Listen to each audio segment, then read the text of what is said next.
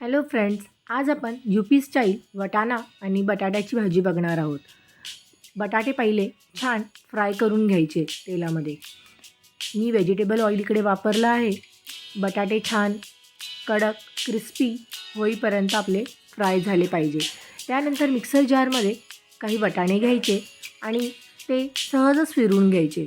Course बारीक व्हायला पाहिजे, अगदी जास्त लदगा व्हायला नाही पाहिजे किंवा त्याची पेस्ट पण नाही करायची. तर त्यामुळे पाणी न टाकता आपल्याला ते बारीक करून घ्यायचे अशा प्रकारचे. त्यानंतर दुसऱ्या मिक्सर जारमध्ये काही लसण, काही अद्रक, काही धने आणि काही मीठ, हळद आणि तिखट हे सगळं आपल्याला एकजीव बारीक करून घ्यायचं आहे. त्यानंतर ही पेस्ट आपल्याला वेगळी ठेवायची आहे. आता आपल्याला फोडणीची तयारी करूया. पहिले तेलामध्ये आपण जो वटाणा कोर्स बारीक केला आहे तो छान परतवून घ्यायचा आणि दुसऱ्या मी आता मातीचं पातेलं घेतलं आहे.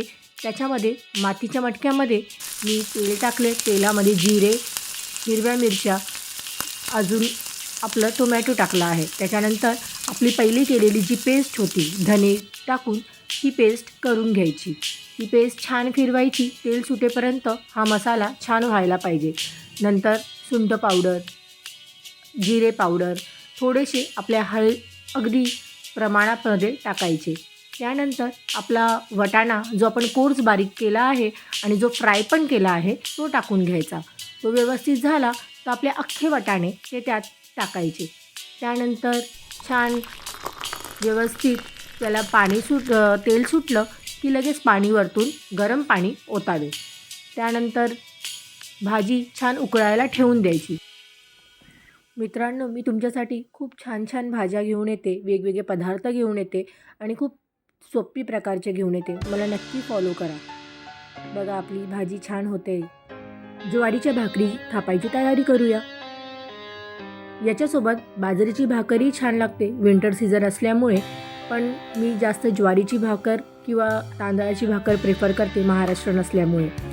ज्वारीची भाकर छान वरती पाणी लावून दोन्ही साईडनी भाजून घ्यावी.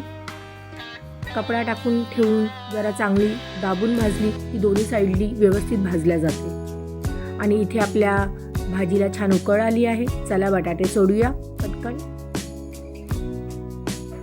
मस्त हिरवीगार कोथिंबीर आणि अशा रीतीने आपली भाजी रेडी झालेली आहे. Please like, subscribe and share to my channel. Thank you.